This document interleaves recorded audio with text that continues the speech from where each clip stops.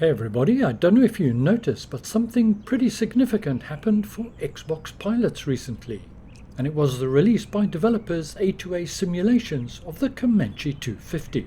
So what you may say, the sim's got lots of aircraft. Well, this one's a little bit special. With regards to its system depth, flight model accuracy, incredible attention to detail, and A2A Simulations are not new to producing aircraft for flight simulation. They've been doing it since the FSX days, and in my book they're the PMDG of general aviation aircraft. Their modelling is exquisite right down to the last rivet. No more flying on rails, this bird is alive. If you're a flight sim enthusiast and looking for quality, well, congratulations, you just found it. Welcome everybody to the Sim Hangar. My name's Mark and let's get started. A2A Simulations are known for AccuSim. What is that? Well, it creates a living, breathing environment for your aircraft, creating more realism and propelling you straight into the immersion. Let's start by having a look at the tablet. But this is no EFB. This is our environment and our ability to set up preferences. The amount of depth here is considerable. We're just going to skim through some of the more important points. The rest you can explore on your own. Under Flight Info, we get the basic weather information, as well as some engine setting guidance. Under the Control tabs, well, we can set up just about anything we want. In this case, well, we're cold and dark, but we'll soon be heading over to MIGS in Chicago. Just close the baggage door. Under the Options menu, you've got a variety of different preferences you can set, and perhaps most importantly, persistence. What is persistence? Well, when you've finished a flight and exit the sim, the next time you go into that aircraft, it's going to be in the state that you left it. So make sure you turn that battery off. As you clock up the hours in the aircraft, well, you'll have to pay attention to wear and tear as well. We're going to be adding some passengers, so I want them to be visible. Under the Advanced Options tab, you can set the frequency of your failures, wear and tear, turbulence and so on. Next we've got our fuel and payload. One thing with a Comanche, don't use the fuel option from the top toolbar. Use the one here. You can set each tank manually, or you've got some default settings for light, medium and heavy, depending on the distance that you're travelling. Ours is only a 30-odd nautical mile hop, so we'll go for light. As you saw at the beginning, I've already added some baggage. Let's now add some passengers and see how the attitude of the aircraft changes. The nose is lifting up because they're in the back seat. No co-pilot today, just the two passengers in the back will do. They're very lucky indeed, they get to fly with a sim hangar. I've already taken the precaution of installing sick bags, and yes, they're looking suitably nervous. And yes, your passengers are animated.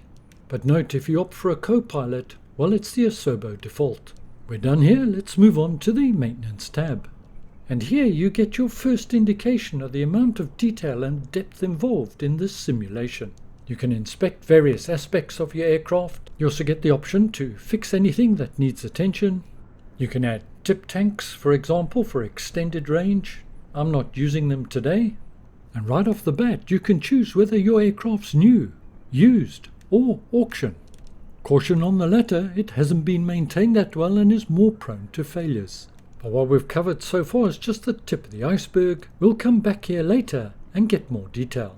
What the Comanche 250 has is an automated walk-around. Automated, I mean in terms of position. Then using the arrows or just simply click the relevant spots, you can change your location. Here, for example, the ailerons, and we can test them. Yep, they look alright, they're pretty firm, a little bit of movement. Let's get rid of one of the tie ropes. And so you can go on. And the animations and once again attention to detail is exceptional. I'm now checking one of the main fuel tanks. Lift the lid, remove the cap. And of course, for everything that you do, well, there's some unique sounds. And most of them have been taken from an actual Comanche 250. The CEO of A2A Simulations has a Comanche 250 himself, and has had for the last 10 years or so. There's our pitot cover, we can remove that as we'll be departing in the not too distant future. Just touching back on AccuSim for a minute, previously it ran external to the sim, but A2A have been making changes, and now AccuSim, well, it's baked right in. and they've done a great job, with few if any compromises. We've just popped back to the Maintenance tab, and here you can examine a whole range of different aspects regarding the engine, electrical supply, and maintenance as I already mentioned. And once again, we'll have a look at this once we're up in the air in a little more detail. One thing I like to do, note the prop lever is the traditional blue prop lever. The original Comanche 250 didn't come with that, and it's one of the options we can change. Under the advanced options, we can switch it back to the original. There it is. The more authentic, the better. You also have the option for a variety of different navigational options, just the radio, GNS 530, which is what I've chosen today, but I'll just be using it for situational awareness. Anyway, time to get going. Let's close the door and lock it in with the latch. I'm not using a checklist today, so if I forget anything, please forgive me. Relying on my memory, always a dangerous thing. Just hide the yoke. First point to check is the parking brake is on, which it is. This parking brake operates exactly as the Comanche 251 does in the real world. Click it to release it, but to put the parking brake back on, you need to depress one or both of the brake pedals. Otherwise, the parking brake just won't engage. Parking brake is on, gear is down, flaps are fully retracted. These functions, of course, can be configured to your controller, but as this is just a demo, I thought I would do everything manually. Next step is to check all our circuit breakers are in, and all circuit breakers in the Comanche 250 are fully functional. Most of them are here, directly under the yoke, on the pilot side. Make sure they're all pushed in, and there's another 2 over here. If you're looking for a more comprehensive startup guide, then check out this video. I'll leave links to that in the notes below. Master battery switch on. I've had to lower the sounds within the cockpit, but they are phenomenal. The auxiliary switch there is just for the tip tanks. Let's get our fuel on. You can set both to on, no problem. I'm just going to use the right hand tank today, as again it's a very short hop. You can hear the aircraft coming to life. Fuel is now on, so let's put the fuel pump on for a start. And it's quite a noisy beast. And a quick check of our fuel gauges. We can see that fuel is registering in both tanks. And fuel pressure, now that the pump is on, is starting to rise, which is exactly what we'd expect to see. Now it's not too cold today, it's about 14-15 degrees C, but the aircraft's been standing for a while, so I think I will prime the engine, get some fuel into the carburetors, click it to unlock it, and I think I'll give it 4 pumps. If it was colder, I would probably do up to 7 or 8. And once I've finished, I'll just right click it again and make sure I lock it. I don't want the primer coming on inadvertently. Mixture lever to full rich, and make sure the prop is fully in. Check I've got full movement on the throttle, and I'll just leave it pushed in about 1/4 inch. We're about to start, so let's put our beacon light on. All wheel chocks and tie downs have been removed. Next, let's get our mags to both, which is all the way across to the right hand side. And now let's press the starter button, and hopefully she'll start, if we've done everything correctly. Come on, catch.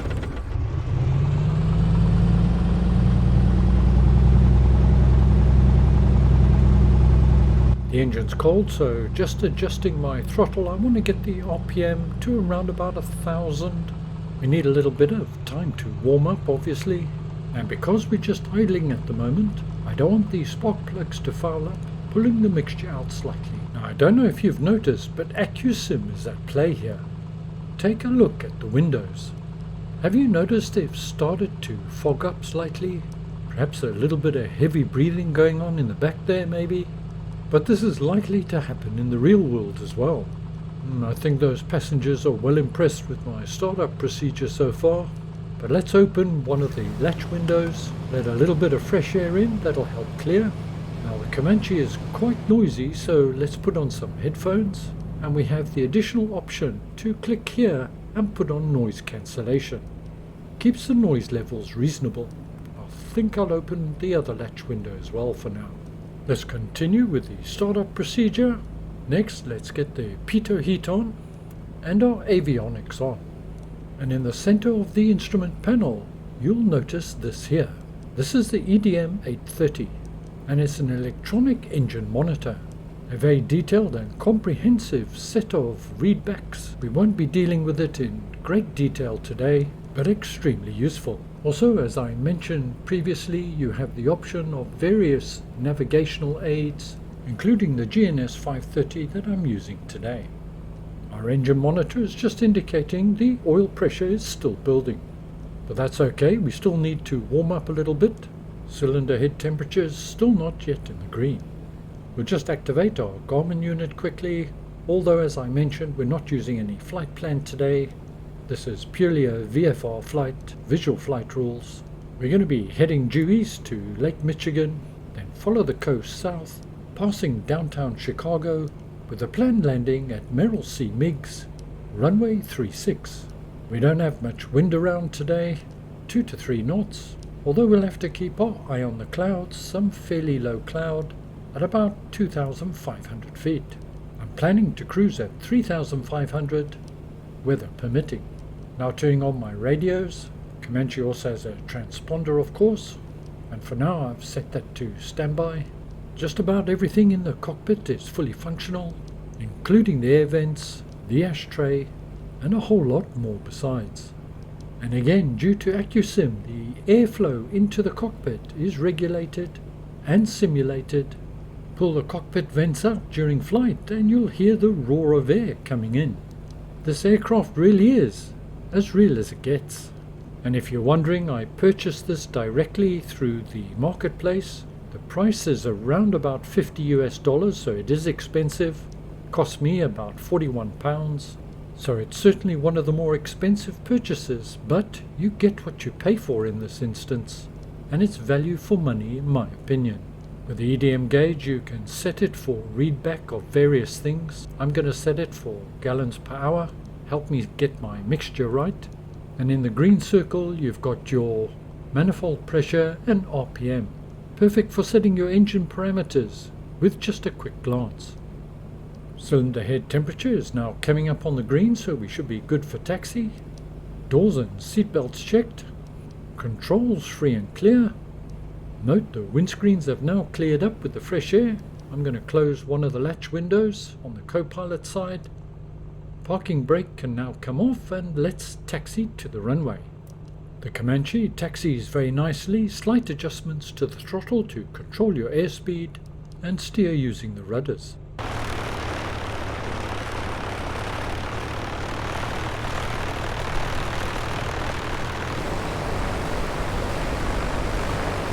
As we taxi to the runway, final preparations for departure. I'm going to set my flaps 1 degree down, 10 degrees, and then bring her to a stop, and it's here where we would normally do our run-up, but we're not going to take up time today doing that. We're going to take it as read that that's done.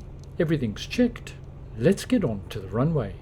But before we do so, let's just get our strobe lights on, our landing lights on, and our fuel pump for takeoff is on as well. Now close the remaining latch window. We'll take it that we've been cleared for departure, so throttle slowly to full, and we'll need a little bit of right rudder to counter the torque. The speed gauge in this aircraft is in miles per hour, and we're going to be looking at 75 to 80 miles per hour. We're not very heavy for rotation.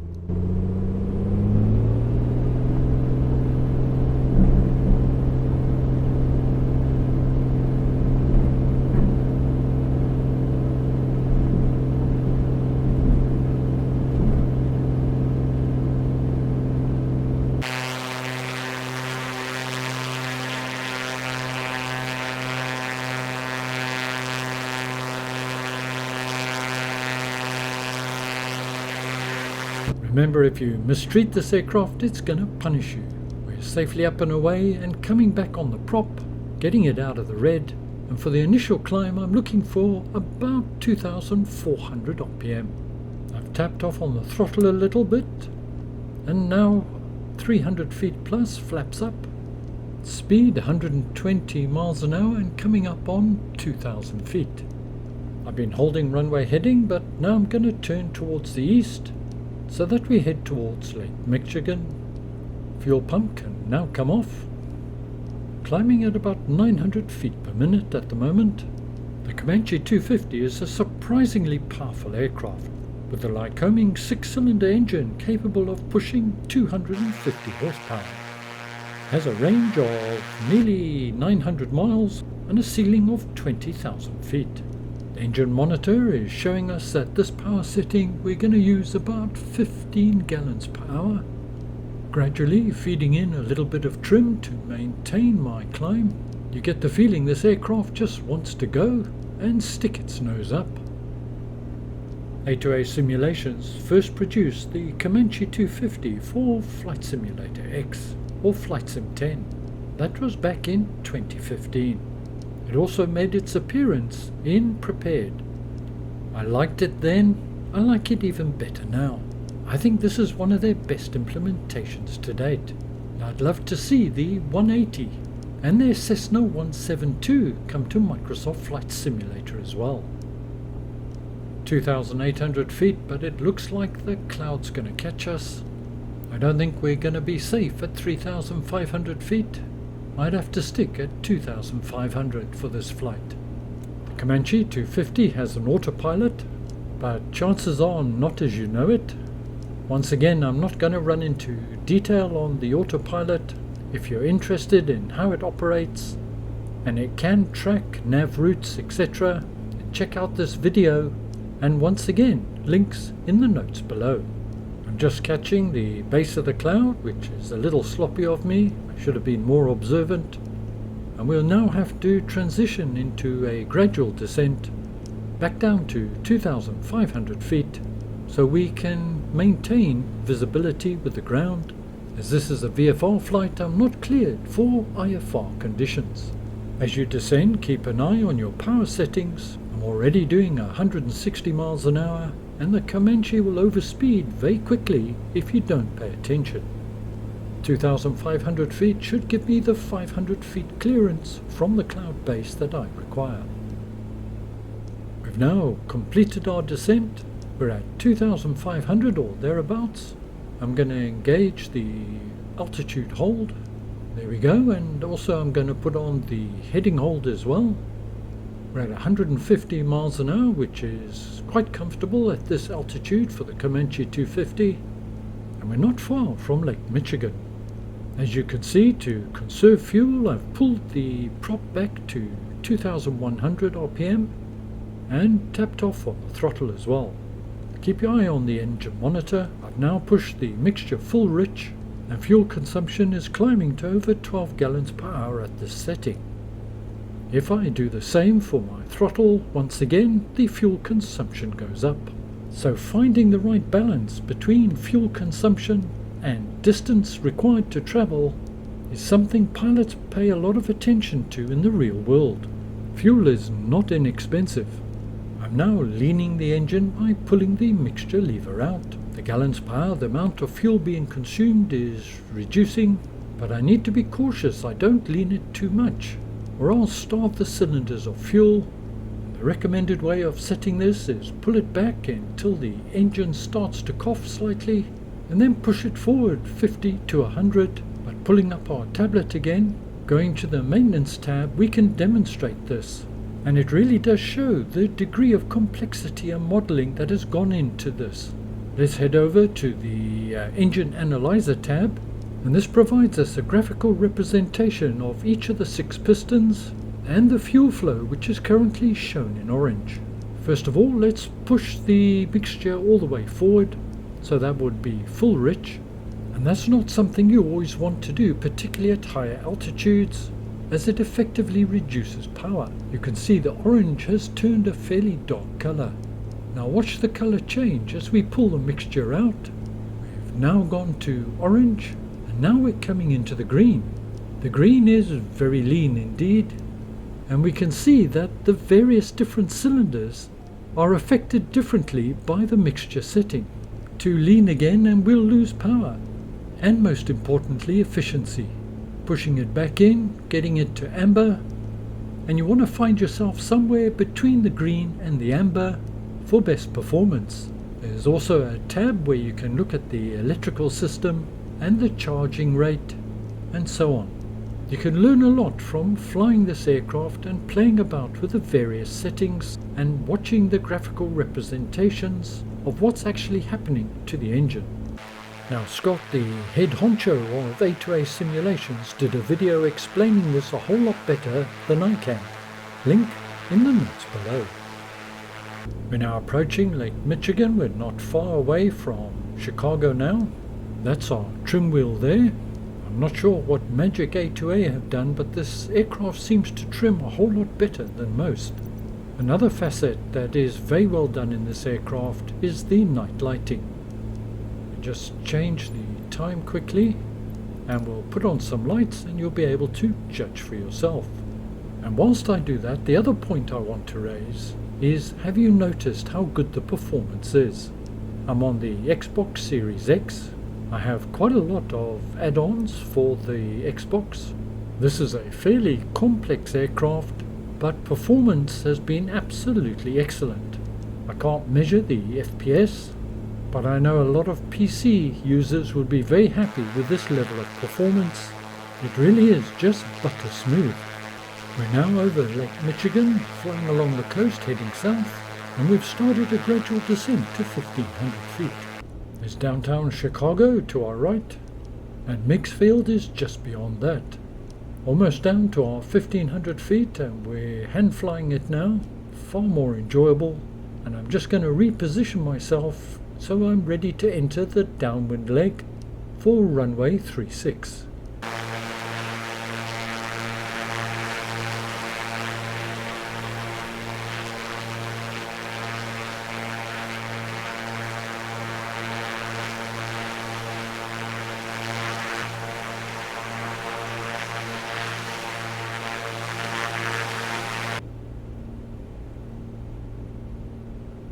I'm now entering the downwind leg. Few clouds around, but a pretty clear day. Doing about 140 miles an hour. So I just want to slow down a little bit, and I'm going to drop my altitude as well. Mixture and prop now fully forward. I want to bring my speed back to about 120 miles an hour so I can get the first stage of flaps in. Again, with the settings being unrealistic, put your flaps down. You're going too fast, well, you can damage them. They'll cease to function, which is going to make landing a whole lot more of a challenge. Merrill C. Meigs Airport is somewhat famous, or perhaps I should say infamous. It no longer exists in the real world, but that's a whole nother story. Now turning base, gear down, and flaps 1 notch down, 10 degrees. Altitude approaching 1,000 feet. Now turning base, flaps 2nd notch down. Speed 90 miles an hour. Final preparation for landing. Put the landing lights on and fuel pump on. Quick check of the P&Ts, all looking okay. Seatbelts securely fastened. Sick bags at the ready. I'm a little late in the turn here, but plenty of time to correct that. The one thing you'll learn with the Comanche is you don't really need to flare. You can use a little bit of flare to slow down, but you really want to plonk her down more or less on all 3 wheels at the same time. Speed 80 knots, altitude looking about right.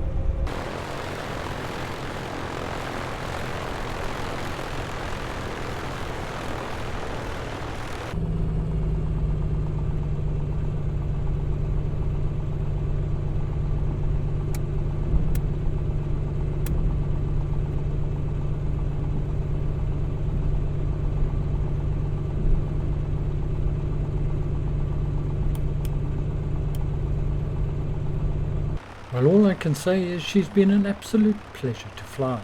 Really immersive, and be it on Xbox or PC, ranks right up there with the best, including Milviz's Cessna 310R and Just Flight's Piper Arrow 3, but I think this one well, it pips them to the post. I hope you enjoyed your flight with me today. Is the A2A Comanche 250 for you? Well, that's a personal decision. It's certainly for me, and really will appeal to the real flight sim enthusiasts amongst us, seeking realism and immersion. Personally, I give this 5 stars.